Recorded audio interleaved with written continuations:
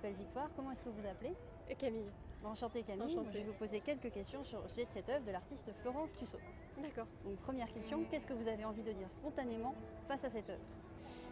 Je trouve que c'est très lumineux et en même temps assez profond parce qu'on dirait qu'il y a un air un peu méditatif sur le sujet et je trouve que ça laisse place à beaucoup d'interprétations, donc je trouve ça intéressant.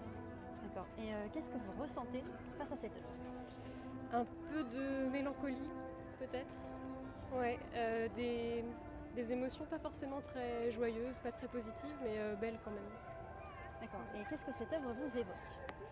Elle m'évoque une époque assez... Je sais pas, ou peut-être une oisiveté de cet âge et peut-être ouais, la nostalgie de l'enfance qui se termine et des questionnements sur la suite de la vie, sur D'accord. ces sujets. Merci beaucoup. Et est-ce que vous la verriez bien dans un musée? Et si oui, lequel? Oui, bien sûr, ouais, je pourrais la voir dans un musée.